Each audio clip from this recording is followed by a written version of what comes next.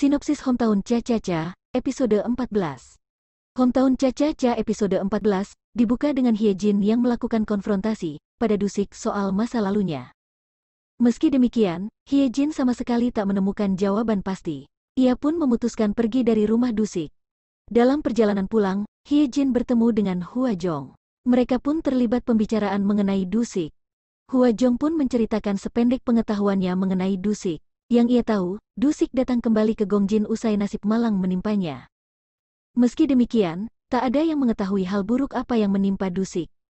Hwajong sendiri pun memberitahu bahwa Dusik kini menjadi bahagia dan hal tersebut berkat Hyejin.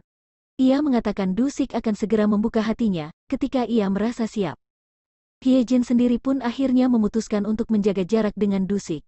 Ia ingin memberikan waktu untuk kekasihnya agar bisa berpikir jernih.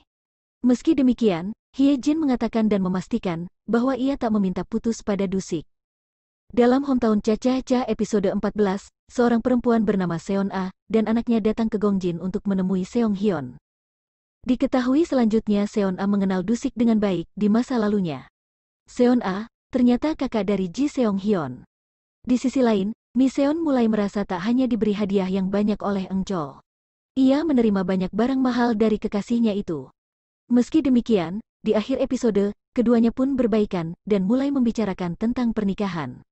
Pembicaraan itu pun ditutup dengan ciuman manis Eng Chol untuk Mi Seon.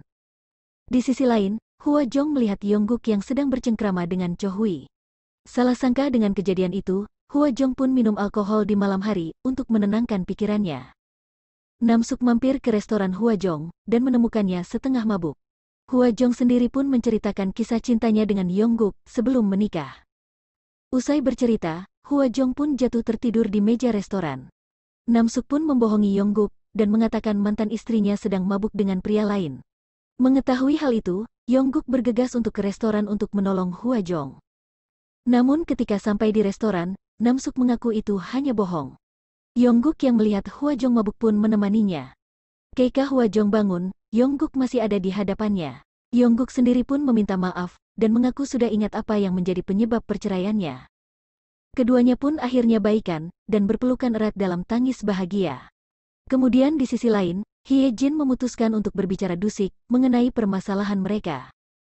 Ia mengatakan tak keberatan untuk menunggu Dusik bercerita padanya.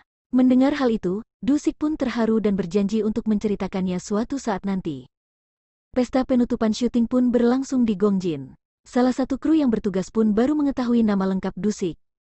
Setelah melihat Dusik, ia langsung menghampiri dan bertanya apakah Dusik pernah bekerja di YK Asset Management. Mendengar pertanyaan itu, Dusik pun terkejut seperti melihat hantu. Doha pun langsung melayangkan tinjunya ke wajah Dusik. Dalam Hometown Cha-Cha-Cha episode 14, masa lalu Dusik mulai terungkap. Foto misterius yang selama ini menjadi pertanyaan pun mulai terjawab.